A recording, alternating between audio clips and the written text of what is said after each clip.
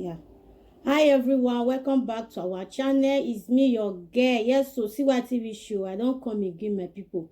Yeah, today's video, I know yours dey smile.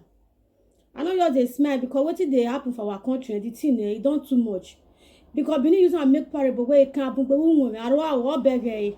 Because what they happen, everybody don't know what they happen. Last week, just na neighbor congress, let me your come for come talk to. Labour Congress now you can't talk to because the thing it don't too much. Last week, all of on our print handbill, on the share handbill, they tell people say on the 28th, everybody go come on. I want to go for protest. So I want to ask government, say, waiting they happen. Now print handbill, everybody hold, everybody believe on us. Yeah, as this Labour Congress, they want to see do protest. At least things go change. Everybody just believe on that. They wait for them. Yesterday reach, they come and now say they go for strike. Because they don't give una money. They don't bribe una. They don't bribe una. They don't give una money. So this country, no in our pocket, no, abi. Everybody they fight for your own pocket. It good now. Make the country just they spoil like this.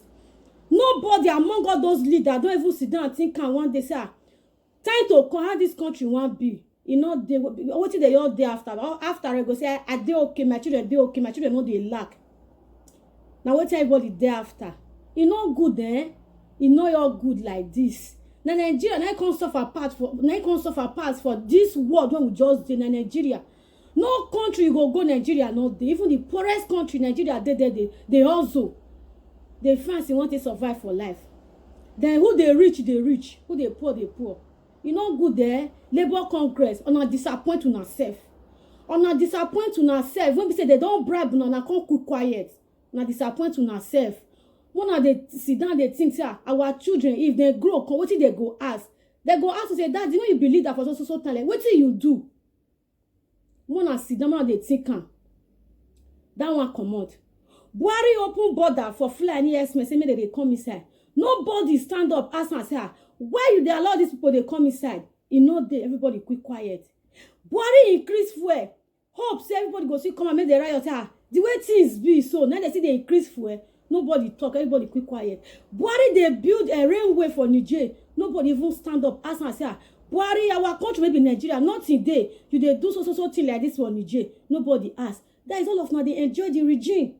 Yeah. So Buhari they rule where everything they okay, everybody they enjoy ya. See things for market. Poor man they feed they eat again. Poor man they feed they eat again. Who can they work if they receive 30,000? Only bag of rice they go use and buy. Only bag of rice they go use and buy. You no go pay house rent. Children no go school. They no go wear clothes. Nobody even they think can. Everybody else they fight for your own pocket.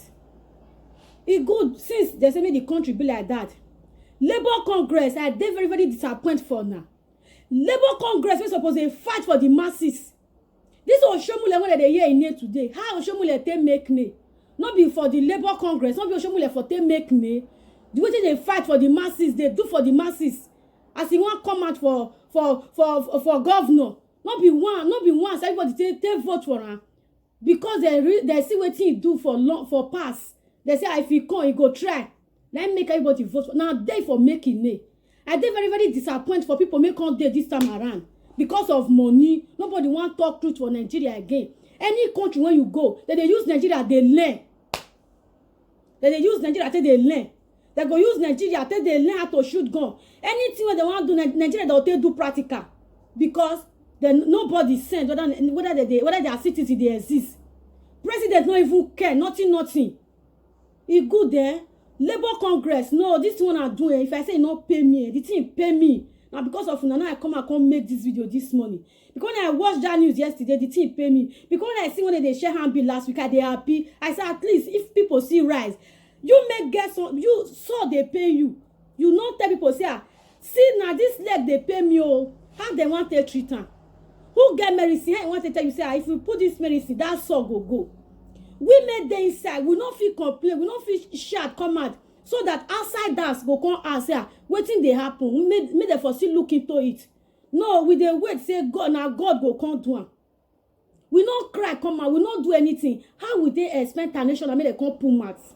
They don't go feel pull mouth. Now when you cry, come out, say, see where they pay you. people who may know the medicine, they go describe medicine for you. You go put for the sword go go. But that's why I say we may be citizen of Nigeria. We no cry come out. Outside that no go fit come do for us.